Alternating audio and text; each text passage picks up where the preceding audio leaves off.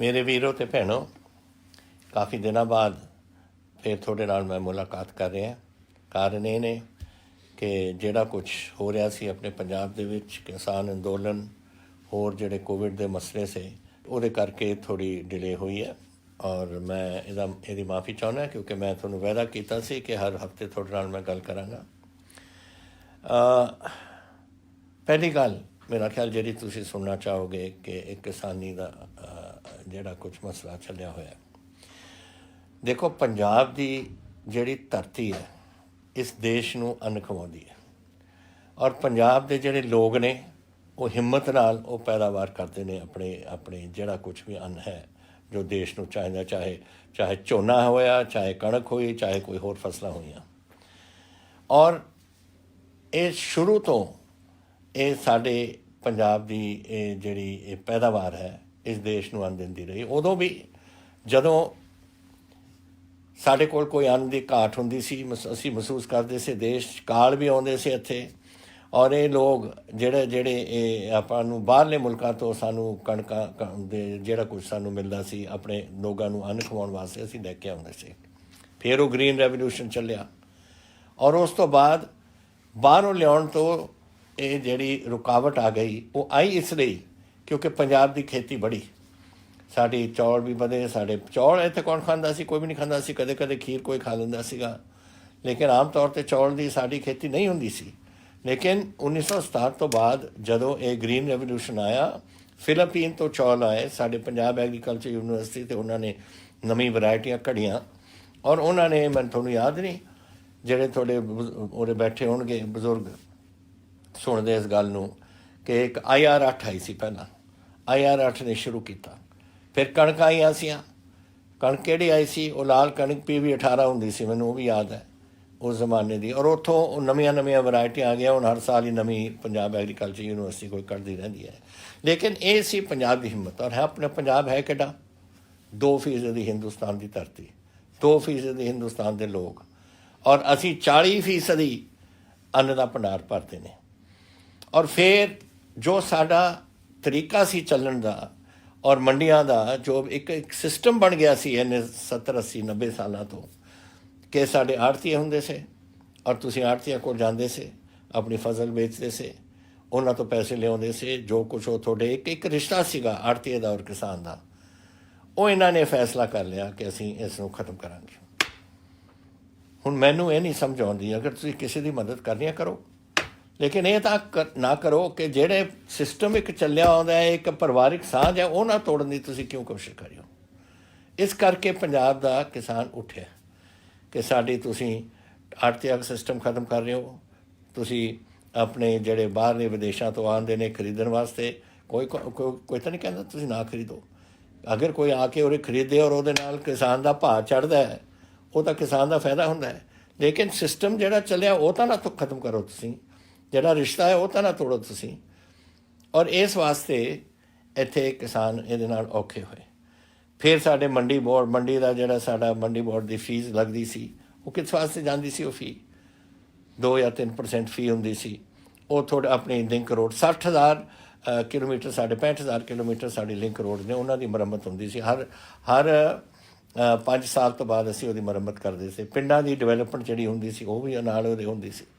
ਹੁਣ ਇਹ ਕਿਉਂ ਅਸੀਂ ਇਹਦੇ ਕਰਕੇ, ਹੁਣ ਅਗਰ ਇਹ ਬੰਦ ਹੋ ਜਾਏ ਤਾਂ ਫਿਰ ਸਾਡੀ ਪਿੰਡਾਂ ਦੀ ਡਿਵੈਲਪਮੈਂਟ ਆਪਾਂ ਕੈਸੇ ਕਰਾਂਗੇ? ਇਹ ਸੀ। ਤੋ ਇਸ ਕਿਸਮ ਦੀਆਂ ਚੀਜ਼ਾਂ ਸੀਆਂ ਜਿਹੜੀਆਂ ਚੱਲਦੀਆਂ ਆਈਆਂ ਨੇ। ਔਰ ਕਦੇ ਵੀ ਹੁਣ MSP ਕਿੰਨੇ ਦਿਨ ਸਾਲਾਂ ਤੋਂ ਚੱਲ ਰਹੀ ਹੈ। ਕਦੇ ਕਿਸੇ ਨੇ MSP ਨੂੰ ਰੋਕਿਆ ਜਾਂ ਕਿਸੇ ਕਿਸਾਨ ਨੇ ਸੋਚਿਆ ਵੀ? ਕਿਉਂਕਿ ਰੋਕਣ ਦੀ ਤਾਂ ਕਦੇ ਸੰਭਾਵਨਾ ਹੀ ਨਹੀਂ ਸੀ। ਪਰ ਔਰ ਕਿਸੇ ਕਿਸਾਨ ਨੂੰ ਸੋਚਣ ਦੀ ਲੋੜ ਹੀ ਨਹੀਂ ਪਈ, ਕਿਉਂਕਿ ਕਾਂਗਰਸ ਸਰਕਾਰ ਜਦੋਂ ਵੀ ਆਉਂਦੀ ਸੀ, ਹਰ ਵੇਲੇ ਚਾਹੇ 5 ਰੁਪਏ ਵਧਾਏ, 10 ਰੁਪਏ ਬਜਾਏ 50% ਰੁਪਏ ਬਜਾਏ ਜਾਂ 100 ਰੁਪਏ ਵਧਾਏ ਹਰ ਸਾਲ। ਔਰ ਇੱਕ MSP ਚੱਲਦੀ ਰਹੀ।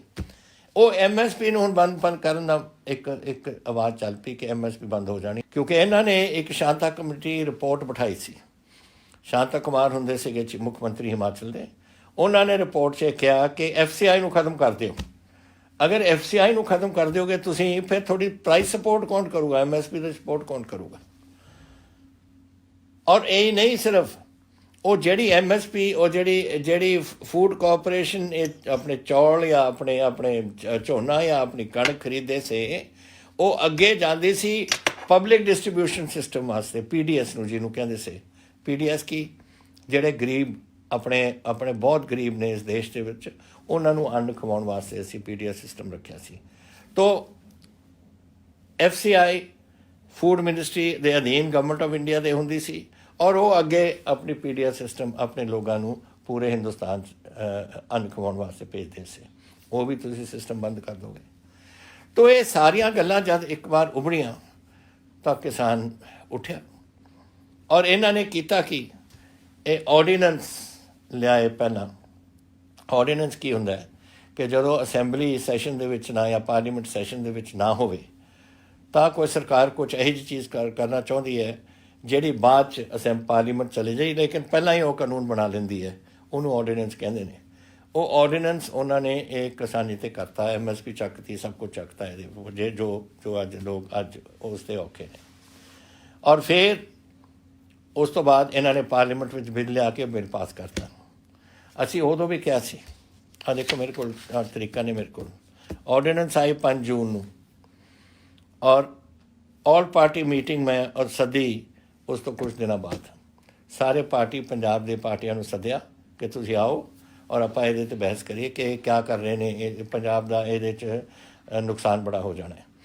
ਔਰ ਉਹਦੇ ਵਿੱਚ ਅਕਾਲੀ ਦਲ ਆਇਆ, ਪਰ ਕੁਛ ਕਿਸਮ ਦੀਆਂ ਬਿਲਕੁਲ ਇਹੋ ਜਿਹੀ ਗੱਲਾਂ ਕੀਤੀਆਂ ਉਹਨਾਂ ਨੇ ਜੈਸੇ ਕਿ ਉਹ ਸਮਝਦੇ ਸੀ ਕਿ ਜੈਸੇ ਕਿ ਉਹ ਸਰਕਾਰ ਦੀ ਸਪੋਰਟ ਕਰਨਾ ਚਾਹੁੰਦੇ ਨੇ, government of India the support ਕਰਨਾ ਚਾਹੁੰਦੇ ਨੇ, ਇਹ ਆਰਡੀਨੈਂਸ ਦੇ ਹੱਕ 'ਚ ਬੋਲਣਾ ਚਾਹੁੰਦੇ ਨੇ। ਔਰ ਇਹ ਕਿਉਂ? ਜਿਹੜਾ ਇਹਨਾਂ ਦੇ ਮਿਨਿਸਟਰ ਸੀ ਹਰਸਿਮਰਤ ਬਾਦਲ, ਉਹ ਬੈਠੀ ਸੀ ਉਸ ਕੈਬਨਿਟ ਵਿੱਚ ਜਿੱਥੇ ਇਹ ਆਰਡੀਨੈਂਸ 'ਤੇ ਘੜੇ ਗਏ ਸੀ ਔਰ ਫੈਸਲਾ ਕੀਤਾ ਸੀ, ਔਰ ਇਹਨੇ ਵੀ ਉੱਥੇ ਹਾਂ ਕੀਤੀ ਸੀ। ਇੱਥੇ ਪ੍ਰਕਾਸ਼ ਸਿੰਘ ਬਾਦਲ ਨੇ ਕਿਹਾ ਕਿ ਪਤਾ ਨਹੀਂ ਕਿਸਾਨ ਕਿਉਂ ਖਿਲਾਫ ਨੇ, ਉਹ ਤਾਂ ਇਹਦੇ ਨਵੇਂ ਕਾਨੂੰਨ ਨੇ ਉਹਨਾਂ ਦੇ ਹੱਕ 'ਚ ਨੇ। ਇੱਥੇ ਅਕਾਲੀ ਦਲ ਦੀ ਆਪਣੇ ਜਦ ਉਹਨਾਂ ਨੇ ਉੱਥੇ ਆਲ ਇੰਡੀਆ ਉਸ ਆਲ ਪਾਰਟੀ ਮੀਟਿੰਗ 'ਚ ਆਪਣੀ ਗੱਲਾਂ ਕਹਿ ਕੇ ਉਹ ਜਦ ਚਲੇ ਗਏ, ਉਸ ਤੋਂ ਬਾਅਦ ਇਹ ਲੱਗਦਾ ਸੀ ਕਿ ਅਕਾਲੀ ਦਲ ਇਹਨਾਂ ਦੇ ਹੱਕ ਦੇ ਵਿੱਚ, ਸੈਂਟਰ ਦੀ ਸਰਕਾਰ ਦੇ ਆਰਡੀਨੈਂਸਾਂ ਦੇ ਹੱਕ ਦੇ ਵਿੱਚ ਔਰ ਬਿੱਲ ਦੇ ਵਿੱਚ ਹੋਊਗਾ। ਮੈਂ ਫਿਰ ਉਸ ਤੋਂ ਬਾਅਦ ਕਿਸਾਨ ਯੂਨੀਅਨਸ ਨਾਲ ਮੈਂ ਗੱਲ ਕੀਤੀ, ਫਿਰ ਅਸੀਂ ਉਹਨਾਂ ਨੂੰ ਦੁਬਾਰਾ ਆਲ ਪਾਰਟੀ ਮੀਟਿੰਗ ਸੱਦੀ, ਉਹਦੇ ਵਿੱਚ ਵੀ ਉਦੋਂ ਅਕਾਲੀ ਦਲ ਨਹੀਂ ਆਇਆ। ਔਰ ਫਿਰ ਅਸੀਂ ਅਸੈਂਬਲੀ ਸੱਦੀ, ਅਸੈਂਬਲੀ ਦੇ ਵਿੱਚ ਇਹਦੇ 'ਚ ਪੂਰੀ ਬਹਿਸ ਹੋਈ ਸੀ, ਔਰ ਉਦੋਂ ਵੀ ਅਕਾਲੀ ਦਲ ਬਹਾਨਾ ਮਾਰ ਕੇ ਬਾਹਰ ਚਲਾ ਗਿਆ, ਉਹਦੇ ਆਪਣੇ ਹੱਕ 'ਚ ਨਹੀਂ ਬੋਲੇ। ਫਿਰ ਜਦੋਂ ਵੋਟਿੰਗ ਹੋਈ ਸੀ ਫਿਰ ਆਗੇ ਵਿੱਚ, ਔਰ ਵੋਟ ਸਾਡੇ ਨਾਲ ਪਾਤੀ। ਹੁਣ ਇਹਨਾਂ ਦੇ ਦੇਖ ਲਓ, ਕਦੇ ਕੁਛ ਕਦੇ ਕੁਛ। ਆਮ ਆਦਮੀ ਪਾਰਟੀ ਔਰ ਅਕਾਲੀ ਦਲ ਨੇ ਉੱਥੇ ਪਾਰਲੀਮੈਂਟ ਤੇ ਅਸੈਂਬਲੀ ਦੇ ਵਿੱਚ ਸਾਡੇ ਨਾਲ ਸਹਿਮਤ ਹੋ ਕੇ ਆਪਣੀ ਵੋਟ ਪਾਈ। ਸਾਡੇ ਨਾਲ ਫਿਰ ਗਏ ਗਵਰਨਰ ਸਾਹਿਬ ਕੋਲ, ਔਰ ਉਹ ਬਿੱਲ ਦੀ ਕਾਪੀ ਅਸੀਂ ਫੜਾ ਕੇ ਆਏ ਕਿ ਅਸੈਂਬਲੀ ਨੇ ਪਾਸ ਕਰ ਦਿੱਤਾ, ਹੁਣ ਸਾਡੇ ਵੱਲੋਂ ਐਕਟ ਬਣ ਗਿਆ, ਗਵਰਨਰ ਸਾਹਿਬ ਤੁਸੀਂ ਹੁਣ ਇਸ ਨੂੰ ਰਾਸ਼ਟਰਪਤੀ ਜੀ ਕੋਲ ਭੇਜੋ ਔਰ ਉਸ ਨੂੰ ਕਰਵਾਓ। ਉਹਦੇ ਨਾਲ ਗਏ, ਅਗਲੇ ਦਿਨ ਦੋਨੋਂ ਹੀ ਮੁੱਕਰ ਗਏ, ਆਮ ਆਦਮੀ ਵੀ ਮੁੱਕਰ ਗਿਆ ਔਰ ਇਹ ਵੀ ਮੁੱਕਰ ਗਏ ਅਕਾਲੀ, ਕਿ ਨਹੀਂ ਜੀ ਅਸੀਂ ਨਹੀਂ ਇਹਦੇ ਹੱਕ 'ਚ, ਇਹ ਬਿੱਲ ਦੇ ਹੱਕ 'ਚ ਨਹੀਂ, ਅਸੀਂ ਪਾਰਲੀਮੈਂਟ ਇਸ ਅਸੈਂਬਲੀ ਦੇ ਹੱਕ 'ਚ ਨਹੀਂ। ਇਹ ਰੋਜ਼ ਇਹ ਕੇਜਰੀਵਾਲ ਦਿੱਲੀ ਵਾਲਾ ਔਰ ਦੂਜਾ ਇਹ ਆਪਣਾ ਭਗਵੰਤ ਮਾਨ ਔਰ ਸੁਖਬੀਰ ਬਾਦਲ ਇੱਕੋ ਹੀ ਗੱਲ ਕਹਿੰਦੇ ਨੇ ਕਿ ਕਾਂਗਰਸ ਵੀ ਇਹਦੇ ਵਿੱਚ ਸ਼ਾਮਿਲ ਹੈ ਜੀ। ਇਹ ਜਿਹੜਾ ਫੈਸਲਾ ਕੀਤਾ ਸੀ ਦਿੱਲੀ ਨੇ ਔਰ ਇੱਕ ਕਮੇਟੀ ਬਣਾਈ ਸੀ ਫੈਸਲੇ ਕਰਾਉਣ ਵਾਸਤੇ, ਉਹਦੇ ਵਿੱਚ ਕਾਂਗਰਸ ਦੀ ਸਰਕਾਰ, ਪੰਜਾਬ ਸਰਕਾਰ ਵੀ ਉਹਦੇ ਹਿੱਸੇਦਾਰ ਸੀ। ਮੈਂ ਤੁਹਾਨੂੰ ਦੱਸਣਾ ਚਾਹੁੰਦਾ ਇੱਕ ਵਾਰ ਇਹ ਟੋਟਲ ਝੂਠ ਹੈ। ਹੋਇਆ ਕੀ, ਇੱਕ ਸੈਂਟਰ ਸਰਕਾਰ ਨੇ ਇੱਕ ਕਮੇਟੀ ਬਿਠਾਈ, ਉਹਦੇ ਵਿੱਚ ਕਮੇਟੀ ਦੇ ਵਿੱਚ ਉਹਨਾਂ ਨੇ ਕੁਝ ਸੂਬਿਆਂ ਨੂੰ ਪਾਇਆ ਔਰ ਕੁਝ ਆਪਣੇ ਬੰਦੇ ਸੀ ਉਹਨਾਂ ਦੇ, ਉਹਦੇ ਵਿੱਚ ਪੰਜਾਬ ਮੈਂਬਰ ਨਹੀਂ ਸੀ। ਆਹ ਹੈ ਇਹਦੀ ਕਮੇਟੀ ਦੀ ਜਿਹੜੀ ਇਹਨਾਂ ਨੇ ਇਸ ਵੇਲੇ ਗਵਰਨਮੈਂਟ ਆਫ ਇੰਡੀਆ ਨੇ ਬਣਾਈ ਸੀ। ਮੈਂ ਪੜ੍ਹ ਕੇ ਸੁਣਾ ਦਿੰਦਾ। High powered Committee of Chief Ministers constituted for Transformation for Indian Agriculture. Maharashtra CM Devendra Fadnavis to be the convener.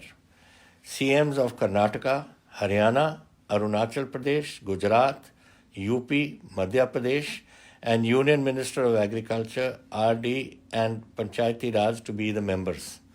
Punjab, ਕਿਤੇ ਨਹੀਂ ਇਹਦੇ ਵਿੱਚ ਨਾ ਉਹਨਾਂ ਦਾ। Member NITI Aayog Ramesh Chand to be the member secretary. Committee to discuss measures for transformation of agriculture and raising farmers income. ਇਹ ਸੀ ਕਿਸੇ ਹੋਰ ਕੰਮ ਵਾਸਤੇ।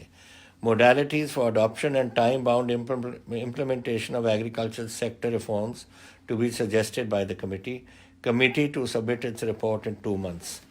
ਦੱਸੋ ਕਿਤੇ ਪੰਜਾਬ ਦਾ ਨਾਮ ਹੈ ਇਸ 'ਚ? ਫਿਰ ਮੈਨੂੰ ਇਸ 'ਤੇ ਚਿੱਠੀ ਲਿਖਣੀ ਪਈ ਕਿ ਸਭ ਤੋਂ ਜ਼ਿਆਦਾ ਪੈਦਾਵਾਰ ਪੰਜਾਬ ਕਰਦਾ, ਸਾਨੂੰ ਕਿਉਂ ਨਹੀਂ ਤੂੰ ਛੱਡਿਆ?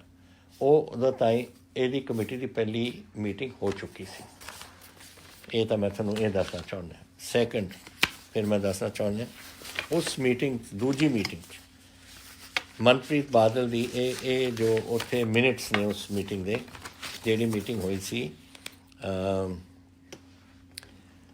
26 ਅਗਸਤ ਨੂੰ, ਉਹਦੇ ਵਿੱਚ ਮਿਨਟਸ ਨੇ। ਪਹਿਲਾਂ ਬੋਲੇ ਸੀ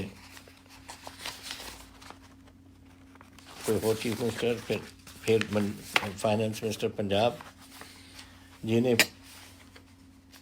ਇਹ ਕਿਹਾ ਸੀ कि Punjab is considered a food basket of India. The emphasis of the state government has been on production and productivity during last 50 years. And now the state government is focusing on farmers' welfare.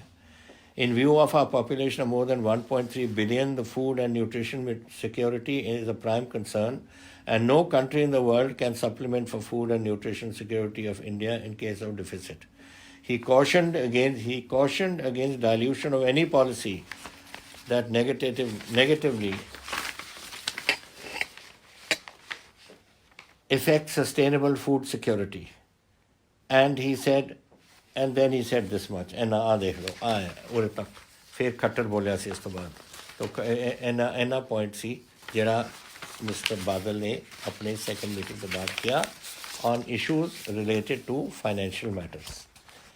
ਔਰ ਫਿਰ ਜੋ final ਸਾਡੇ ਪੰਜਾਬ ਵੱਲੋਂ government ਗਈ ਸੀ report, ਦਿਸ 4/11 ਨੂੰ 2019 to the member National Institute for Transforming India Niti Aayog government of India, ਉਹਨਾਂ ਨੂੰ ਇਹ ਪੰਜਾਬ ਦੀ ਰਿਪੋਰਟ ਹੈ।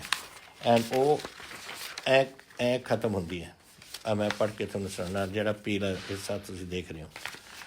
It says with a view to safeguard the interest of farmers and to ensure the food security in the country, it is emphasized that system of minimum support price and the assured procurement of crops by Government of India must continue. It is recommended that other MSP crops where full and assured procurement is not being undertaken by Government of India, such as cotton, maize, oilseeds and pulses, should be procured fully at the MSP fixed by Government of India to encourage farmers to diversify away from paddy which is water intensive. This will have a huge positive environmental impact while at the same time assuring farmers of income livelihood. ਆ ਹੈ ਜੋ ਅਸੀਂ ਸਾਡੀ Punjab government ਦਾ stand ਹੈ ਔਰ ਜੋ ਅਸੀਂ ਭੇਜਿਆ ਸਾਡੇ ਵਿਧਾਨ ਸਭਾ ਦੇ ਵਿੱਚ, ਜੋ ਅਸੀਂ ਫੈਸਲਾ ਕੀਤਾ ਸੀ ਯੂਨੈਨਿਮਸ ਉੱਤੇ ਫੈਸਲਾ ਹੋਇਆ ਸੀ, ਉਹਦਾ ਨਿਚੋੜ ਹੈ ਇਹ ਜਿਹੜਾ ਅਸੀਂ ਤੁਹਾਨੂੰ ਭੇਜ ਰਹੇ ਦਿਖਾ ਰਹੇ। ਸੋ ਆ ਜਿਹੜਾ ਇਹ ਸਿਆਸਤ ਖੇਡੀ ਜਾ ਰਹੀ ਹੈ ਇਸ ਗੱਲ 'ਤੇ, ਇਹ ਬੜੀ ਅਫਸੋਸ ਦੀ ਗੱਲ ਹੈ ਮੈਨੂੰ ਕਿ ਇਹ ਸਾਰੇ ਜਾਣਦੇ ਨੇ। ਕੇਜਰੀਵਾਲ ਨੂੰ ਵੀ ਪਤਾ ਹੈ ਅਸਲੀਅਤ ਕੀ ਹੈ, ਔਰ ਉਸ ਨੂੰ ਵੀ ਪਤਾ ਹੈ ਭਗਵੰਤ ਮਾਨ ਨੂੰ, ਔਰ ਉਹ ਦੂਜਾ ਹਰਪਾਲ ਚੀਮਾ, ਇਹ ਤਿੰਨ ਲੱਗੇ ਨੇ ਇਸ ਕੰਮ 'ਚ। ਔਰ ਦੂਜੇ ਪਾਸੇ ਸੁਖਬੀਰ ਬਾਦਲ ਨੂੰ ਵੀ ਪਤਾ ਹੈ, ਉਹਨੂੰ ਵੀ ਪਤਾ ਹੈ। ਉਹ ਪਹਿਲਾਂ ਤਾਂ ਸੁਖਬੀਰ ਬਾਦਲ ਵਗੈਰਾ ਤਾਂ ਖਿਲਾਫ ਜਾਣ ਔਰ ਫਿਰ ਸਾਡੇ 'ਤੇ ਸਾਡੇ ਮੋਢੇ ਦਾ ਤੋਂ ਬੰਦੂਕ ਚਲਾਉਣੀ ਚਾਹੁੰਦੇ ਆ। ਕਿਸ ਕਿਸਮ ਦੇ ਲੋਕ ਨੇ ਸਿਆਸਤਦਾਨ, ਮੈਨੂੰ ਨਹੀਂ ਸਮਝ ਆਉਂਦੀ। ਟੋਟਲ ਝੂਠੇ। ਔਰ ਆਹ ਕਿਸਮ ਦਾ ਜਿਹੜਾ ਪ੍ਰੋਪੇਗੈਂਡਾ ਹੈ ਬਿਲਕੁਲ ਗਲਤ ਪ੍ਰੋਪੇਗੈਂਡਾ ਹੈ। ਔਰ ਇਹ ਮੈਂ ਆਸ ਕਰਦਾ ਕਿ ਤੁਸੀਂ ਇਸ ਗੱਲ ਨੂੰ ਸਮਝ ਲਓ ਮੇਰੇ ਵੱਲੋਂ, ਕਿਉਂਕਿ ਮੈਂ ਚਾਹੁੰਦਾ ਸੀ ਖਾਸ ਕਰਕੇ, ਮੈਂ ਪਹਿਲਾਂ ਇਹ ਗੱਲ ਉਠਾਉਣਾ ਨਹੀਂ ਚਾਹੁੰਦਾ ਸੀ, ਲੇਕਿਨ ਇਹ ਜਦੋਂ ਇਹ ਬਾਹਲੀ ਕਰਦੇ ਡੇਲੀ ਦੇਖ ਲਓ ਹਰਪਾਲ ਚੀਮਾ ਕੀ ਬੋਲੀ ਜਾਂਦਾ ਜਾਂ ਉਹ ਭਗਵੰਤ ਮਾਨ ਕੀ ਬੋਲੀ ਜਾਂਦਾ ਜਾਂ ਉਹਨਾਂ ਦਾ ਜਿਹੜਾ ਮੁਖੀ ਬੈਠਾ ਉੱਥੇ ਕੇਜਰੀਵਾਲ ਉਹ ਕੀ ਬੋਲੀ ਜਾਂਦਾ, ਇੱਧਰਲੇ ਪਾਸੇ ਅਕਾਲੀ ਬੋਲੀ ਜਾਂਦੇ ਨੇ। ਝੂਠ ਬੋਲਣ ਕਿਉਂਕਿ ਹੱਦ ਹੁੰਦੀ ਹੈ ਕਿਸੇ ਗੱਲ ਦੀ। ਔਰ ਮੈਂ ਆਸ ਕਰਦਾ ਕਿ ਤੁਸੀਂ ਜਦ ਇਹੋ ਜਿਹੀ ਗੱਲਾਂ ਕਰਨਗੇ ਤੁਸੀਂ ਪੁੱਛੋ ਕਿ ਤੁਸੀਂ ਝੂਠ ਕਿਉਂ ਬੋਲਦੇ ਹੋ, ਪਰ ਇਹਨਾਂ ਦੀ ਆਦਤ ਬਣ ਗਈ ਹੈ ਕੁਛ। ਹੁਣ ਇਹ ਮੈਨੂੰ ਕਹਿਣ ਦੀ ਲੋੜ ਇਸ ਲਈ ਪਈ ਕਿਉਂਕਿ ਇਹ ਕੋਈ ਸਿਆਸੀ ਗੱਲ ਨਹੀਂ ਹੈ। ਇਹ ਨਾ ਅਕਾਲੀ ਦਲ ਦੀ ਗੱਲ ਹੈ, ਨਾ ਕਾਂਗਰਸ ਪਾਰਟੀ ਦੀ ਗੱਲ ਹੈ, ਨਾ ਕਿਸੇ ਆਮ ਆਦਮੀ ਪਾਰਟੀ ਜਾਂ ਕਿਸੇ ਹੋਰ ਪਾਰਟੀ ਦੀ। ਇਹ ਹੈ ਪੰਜਾਬ ਦੇ ਭਵਿੱਖ ਦੀ, ਪੰਜਾਬ ਦੇ ਕਿਸਾਨੀ ਦੀ ਭਵਿੱਖ ਦੀ, ਤੁਹਾਡੇ ਬੱਚਿਆਂ ਦੀ ਭਵਿੱਖ ਦੀ।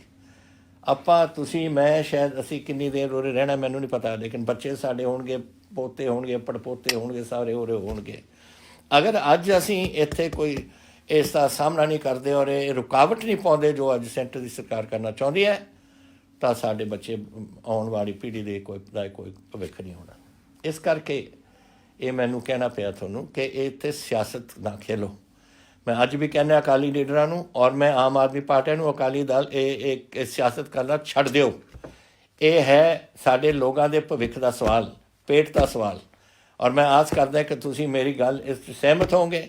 ਔਰ ਜਦੋਂ ਇਹ ਅਕਾਲੀ ਔਰ ਆਮ ਆਦਮੀ ਵਾਲੇ ਤੁਹਾਡੇ ਕੋਲ ਆਉਂਦੇ ਨੇ, ਉਹਨਾਂ ਨੂੰ ਤੁਸੀਂ ਸਮਝਾਓ ਕਿ ਤੁਸੀਂ ਸਾਡੇ ਨਾਲ ਖੜੋ ਜਾਂ ਸਾਡੇ ਬਰਖਲਾਫ ਖੜੋ। ਇਹ ਨਹੀਂ ਕਰ ਸਕਦੇ ਕਿ ਤੁਸੀਂ ਸਾਡੇ ਨਾਲ ਦਿਖਾਵਾ ਦੇ ਕੇ ਤੁਸੀਂ ਕਰਦੇ ਕੁਛ ਹੋਰ ਹੋ। ਜਿਹੜੀ ਸਰਕਾਰ ਤੁਹਾਡੇ ਵਾਸਤੇ ਖੜੀ ਹੈ, ਕਾਂਗਰਸ ਪਾਰਟੀ ਖੜੀ ਹੈ। ਅੱਜ ਤੁਸੀਂ ਮੈਂ ਦੇਖਦਾ ਰਹਿੰਦਾ ਇਸ ਮੀਡੀਆ ਦੇ ਉੱਪਰ, ਸੋਸ਼ਲ ਮੀਡੀਆ ਉੱਪਰ, ਕਿ ਅਮਰਿੰਦਰ ਸਿੰਘ ਕਾਂਗਰਸ ਕਿਉਂ ਨਹੀਂ ਜਾਂਦਾ ਉੱਥੇ ਜਿੱਥੇ ਆਪਣੇ ਦਿੱਲੀ ਦੇ ਕੋਲ ਆਪਣਾ ਉੱਥੇ ਲੋਕ ਆਪਣੇ ਕਿਸਾਨ ਗਏ ਹੋਏ ਨੇ। ਤੁਸੀਂ ਆਪ ਕਿਸਾਨਾਂ ਨੇ ਕਿਹਾ ਅਸੀਂ ਕਿਸੇ ਪੋਲੀਟੀਕਲ ਪਾਰਟੀ ਨੂੰ ਅਸੀਂ ਨਹੀਂ ਚਾਹੁੰਦੇ ਕਿ ਇਹਦੇ ਵਿੱਚ ਇਹ ਹੈ ਕਿਸਾਨੀ ਦਾ ਇੱਕ ਮੋਰਚਾ, ਉਹਦੇ ਵਿੱਚ ਪੋਲੀਟੀਕਲ ਪਾਰਟੀਆਂ ਦੀ ਅਸੀਂ ਨਹੀਂ ਚਾਹੁੰਦੇ ਕਿ ਉਹਦੇ ਵਿੱਚ ਸ਼ਾਮਲ ਹੋਣ। ਤਾਂ ਜਦੋਂ ਆਪ ਕਿਸਾਨ ਕਹਿ ਰਹੇ ਨੇ ਤਾਂ ਅਸੀਂ ਜਾ ਕੇ ਬਸ ਮਤਲਬ ਨਹੀਂ ਉੱਥੇ ਜਾ ਕੇ ਬਹਿ ਜਾਈਏ। It is not right. ਜੋ ਉਹਨਾਂ ਦੀ ਖਾਹਿਸ਼ ਹੈ, ਜੋ ਉਹਨਾਂ ਦੇ ਦਿਲ ਦੀ ਗੱਲ ਹੈ, ਉਹਨਾਂ ਨੇ ਕਹਿਤੀ ਔਰ ਅਸੀਂ ਉਸ ਨੂੰ ਬਿਲਕੁਲ ਸਿਰ ਮੱਥੇ ਰੱਖਾਂਗੇ ਕਿਉਂਕਿ ਅਸੀਂ ਨਹੀਂ ਉਹਨਾਂ ਦੇ ਵਿੱਚ ਕੋਈ ਛੇੜਛਾੜ ਕਰਨੀ। ਤੁਸੀਂ ਕਰੋ ਆਪਣਾ, ਤੁਸੀਂ ਬਹੁਤ ਔਖੀ ਘੜੀ ਦੇ ਵਿੱਚੋਂ ਗੁਜ਼ਰੇ ਹੋ। ਮੈਂ ਜਾਣਦਾ ਕਿੰਨੀ ਠੰਡ ਹੈ ਉਰੇ, ਔਰ ਹੁਣ ਤਾਂ ਹੋਰ ਵੀ ਸਮਾਂ ਜਨਵਰੀ ਦੇ ਮਹੀਨੇ 'ਚ ਤਾਂ ਇਸ ਤੋਂ ਜ਼ਿਆਦਾ ਵੀ ਠੰਡ ਹੋਏਗੀ।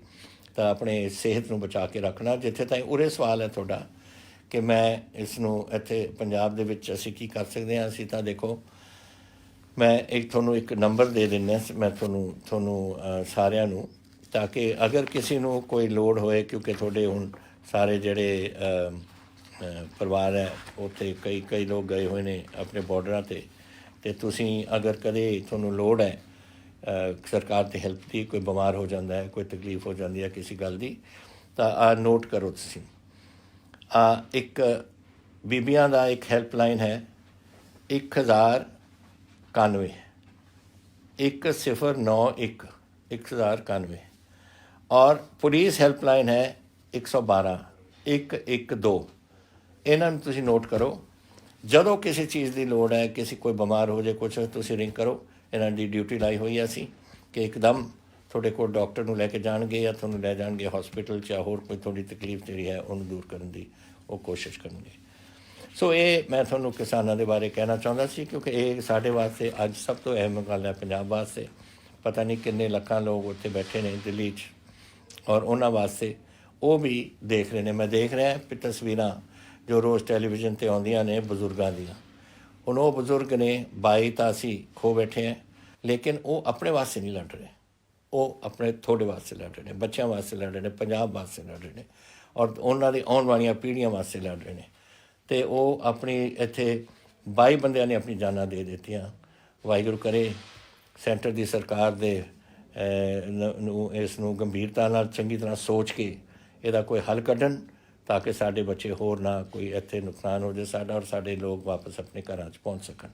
ਇਹ ਹੁਣ ਸੈਂਟਰ ਦੇ ਉੱਪਰ ਹੈ, ਔਰ ਮੈਂ ਆਸ ਕਰਦਾ ਕਿ ਜਿਹੜੀਆਂ ਯੂਨੀਅਨਸ ਨੇ 31 ਯੂਨੀਅਨਾਂ ਜੋ ਇਹਨਾਂ ਦੇ ਨਾਲ ਗੱਲਬਾਤ ਕਰਦੀਆਂ ਨੇ, ਤੁਸੀਂ ਵੀ ਆਪਣਾ ਇਸ ਨੂੰ ਉਹਨਾਂ ਦੇ ਨਾਲ ਗੱਲਬਾਤ ਕਰਕੇ ਹੱਲ ਕਢਵਾਓ। ਦੂਸਰੀ ਜਿਹੜੀ ਗੱਲ ਤੁਸੀਂ ਅੱਜ ਮੈਨੂੰ ਪੁੱਛਿਆ ਕਿ ਇਹ ਬੱਸਾਂ ਦੀ, ਇਹ ਸੁਖਚੈਨ ਸਿੰਘ ਜੀ ਸੇਖੋਂ ਨੇ ਬਠਿੰਡੇ ਦੇ, ਇਹ ਪੁੱਛਦੇ ਨੇ ਕਿ ਤੁਸੀਂ ਔਰਤਾਂ ਵਾਸਤੇ ਬੱਸ ਦਾ ਜਿਹੜਾ ਅੱਧਾ ਕਿਰਾਇਆ ਦਾ ਜਿਹੜੀ ਸਕੀਮ ਸੀ ਉਹਦਾ ਕੀ ਕੀਤਾ। ਉਹਦਾ ਅਸੀਂ ਫਾਈਨਲ ਕਰ ਦਿੱਤਾ ਸੀਗਾ, ਔਰ ਸ਼ੁਰੂ ਹੋ ਜਾਣਾ ਸੀ ਅਗਰ ਇਹ ਕੋਵਿਡ ਮਾਰਚ ਤੋਂ ਨਾ ਚੱਲਦਾ। ਸਾਰੀਆਂ ਬੱਸਾਂ ਤੁਹਾਨੂੰ ਪਤਾ ਕਈ ਮਹੀਨੇ ਤਾਂ ਬੰਦ ਰਹੀਆਂ, ਕੋਈ ਉੱਥੇ ਟ੍ਰੈਫਿਕ ਨਹੀਂ ਸੀ, ਕੁਛ ਨਹੀਂ ਸੀ। ਆਹਿਸਤਾ ਚੱਲਿਆ। ਇਹ ਫਾਈਲ ਹੁਣ ਮੇਰੇ ਕੋਲ ਆਉਣ ਵਾਲੀ ਹੈ। ਅਸੀਂ ਬੜੀ ਜਲਦੀ ਹੀ ਅੱਜ ਹੀ ਮੈਂ ਇਹਨੂੰ ਪਾਸ ਕਰਕੇ ਇਹਨੂੰ ਕੈਬਨਿਟ 'ਚ ਲਿਜਾ ਕੇ ਇਹਨੂੰ ਸ਼ੁਰੂ ਕਰ ਦੇਣਾ ਸੀ। ਅਸੀਂ ਇਹਨੂੰ ਹੁਣ ਦੇਰ ਨਹੀਂ ਲਾਉਣੀ ਕੁਛ ਇਸ 'ਚ। ਫਿਰ ਤੁਸੀਂ ਮੈਨੂੰ ਪੁੱਛਿਆ ਸੌਰਵ ਭਾਟੀਆ ਜੀ ਨੇ ਗੁਰਦਾਸਪੁਰ ਤੋਂ ਕਿ ਸ੍ਰੀ ਗੁਰੂ ਤੇਗ ਬਹਾਦਰ ਸਾਹਿਬ ਦਾ 400 ਸਾਲਾ ਜਨਮ ਦਿਹਾੜਾ ਆ ਰਿਹਾ ਕਿ ਤੁਸੀਂ ਕੀ ਕਰਨ ਲੱਗੇ ਹੋ।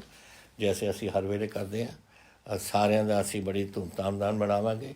ਕਮੇਟੀ ਬਣੀ ਹੋਈ ਹੈ ਪੰਜਾਬ ਪੱਧਰ ਦੀ, ਜਿਹਦੇ ਮੇਰੇ ਚੇਅਰਮੈਨ ਦੇ ਅਧੀਨ, ਚੇਅਰਮਨੀ ਦੇ ਅਧੀਨ, ਔਰ ਅਸੀਂ ਇਸ ਨੂੰ ਪੂਰੇ ਤਰੀਕੇ ਨਾਲ ਜਿੱਥੇ ਵੀ ਨੌਵੇਂ ਪਾਤਸ਼ਾਹ ਗਏ ਨੇ, ਬਾਬਾ ਬਕਾਲਾ ਹੋਇਆ ਜਾਂ ਜਿੱਥੇ ਵੀ ਉਹਨਾਂ ਦੇ ਚਰਨ ਪਏ ਨੇ, ਉੱਥੇ ਅਸੀਂ ਇਹਦਾ ਕੁਛ ਨਾ ਕੁਛ ਕਰਾਂਗੇ ਤਾਂ ਕਿ ਉਹਨਾਂ ਦੀ ਯਾਦ ਸਦਾ ਵਾਸਤੇ ਤਾਂ ਹੁੰਦੀ ਹੈ ਸਾਡੇ ਸਾਰੇ ਮਨਾਂ ਦੇ ਵਿੱਚ ਹੈ ਹੀ, ਲੇਕਿਨ ਉੱਥੇ ਕੁਝ ਬਣਾਵਾਂਗੇ ਤਾਂ ਕਿ ਆਹ 400 ਸਾਲਾਂ ਦੀ ਸਦਾ ਵਾਸਤੇ ਯਾਦ ਲੋਕ ਰੱਖਣ।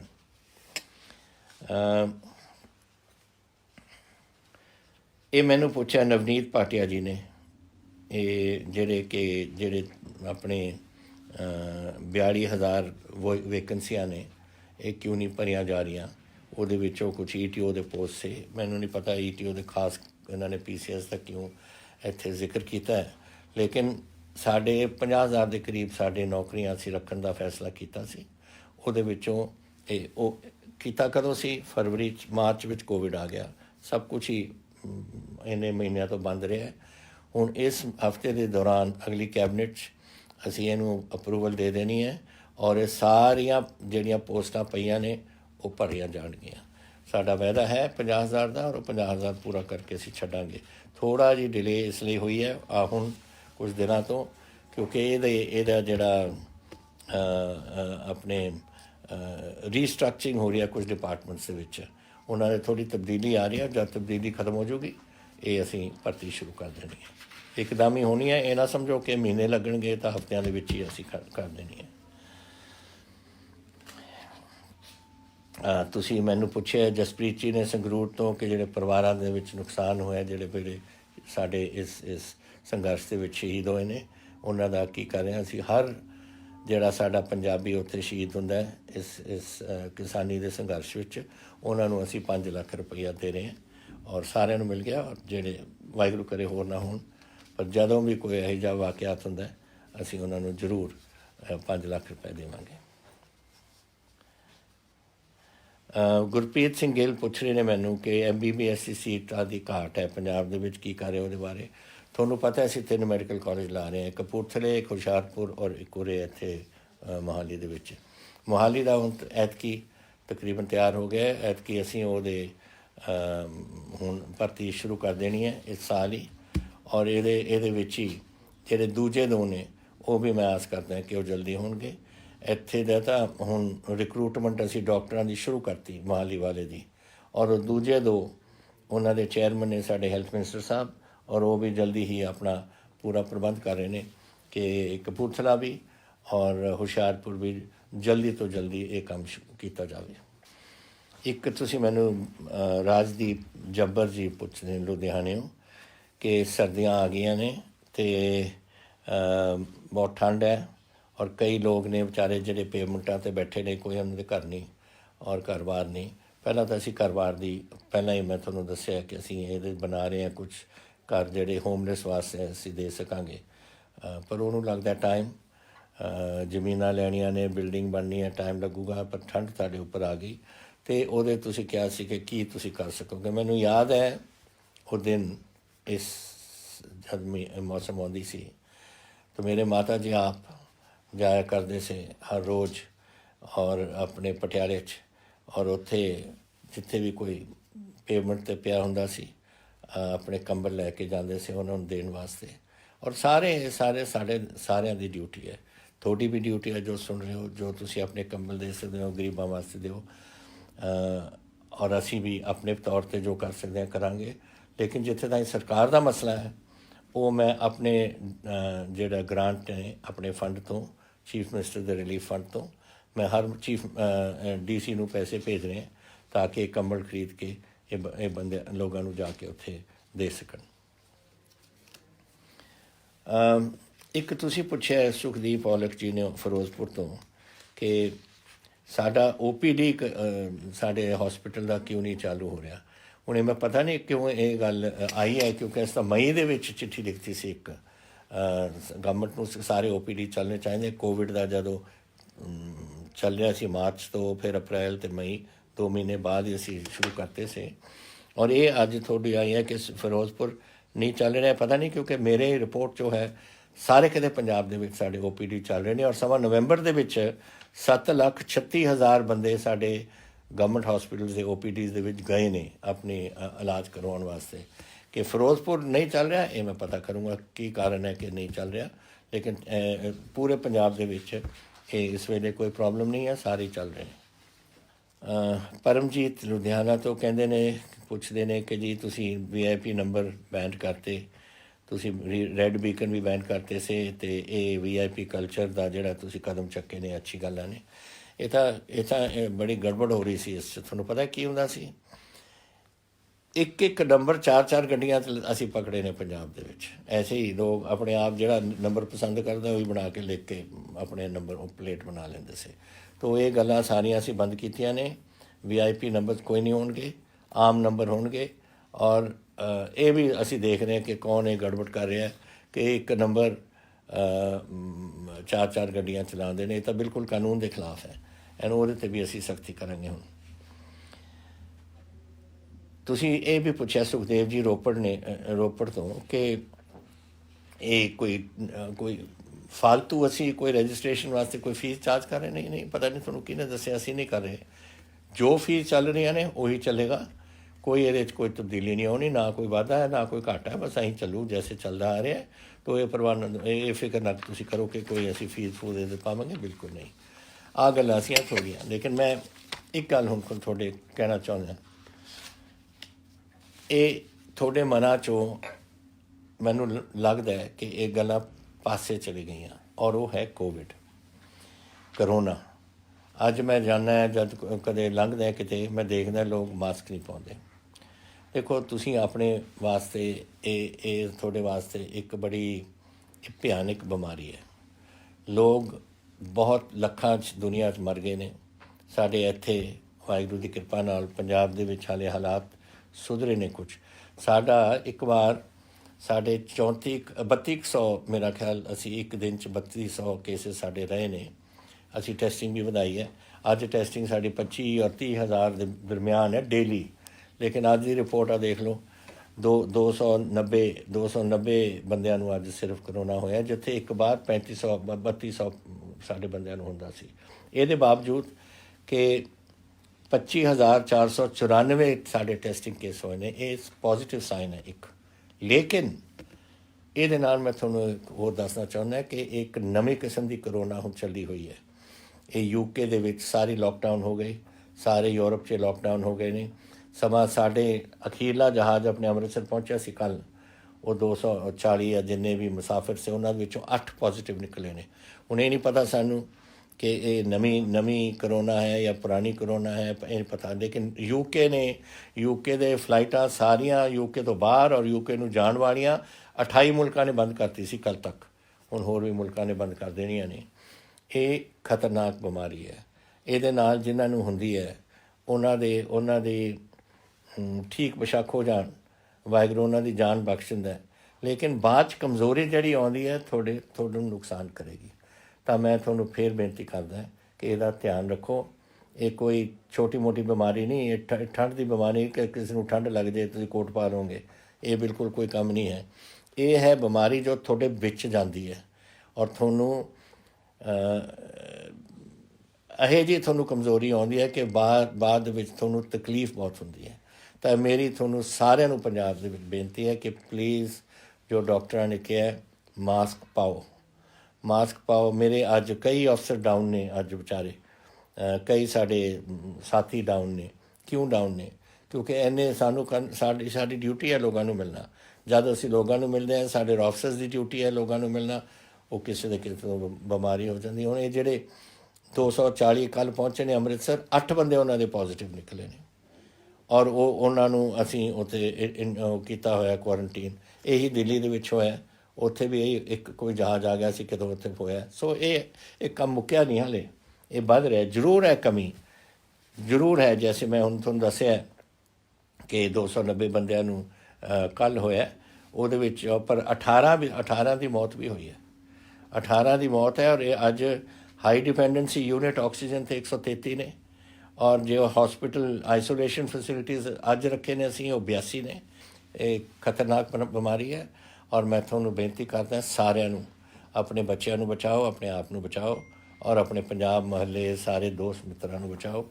ਇਹ ਮੇਰੀ ਹੱਥ ਜੋੜ ਕੇ ਬੇਨਤੀ ਹੈ ਕਿ ਤੁਸੀਂ ਮੇਰੀ ਪ੍ਰਵਾਨ ਕਰੋਗੇ ਗੱਲ, ਔਰ ਇਸ ਨੂੰ ਪਲੀਜ਼ ਆਪਣੇ ਬੱਚਿਆਂ ਨੂੰ ਔਰ ਸਾਰਿਆਂ ਨੂੰ ਸਮਝਾਓ ਕਿ ਆਪਾਂ ਨੇ ਆਪਣੇ ਸੂਬੇ ਨੂੰ ਐਂ ਰੱਖਣਾ ਹੈ। ਇਹ ਹਾਲਾਤ ਸੁਧਰਦੇ ਜਾ ਰਹੇ ਨੇ, ਬਸ ਐਂ ਚੱਲਦਾ ਰਹੇ ਤਾਂ ਕਿ ਅਸੀਂ ਇਸ ਮਿਸ਼ਨ ਫਤਿਹ ਜਿਹੜਾ ਸਾਡਾ ਇਹ ਖਤਮ ਕਰਨ ਦਾ, ਇਹ ਬਿਮਾਰੀ ਨੂੰ ਖਤਮ ਕਰਨ ਦਾ, ਉਹ ਸਾਡੀ ਫਤਿਹ ਹੀ ਫਤਿਹ ਹੋਵੇ। ਬਹੁਤ ਧੰਨਵਾਦ ਤੁਹਾਡਾ। ਜੈ ਹਿੰਦ। ਵਾਹਿਗੁਰੂ ਜੀ ਕਾ ਖਾਲਸਾ, ਵਾਹਿਗੁਰੂ ਜੀ ਕੀ ਫਤਿਹ।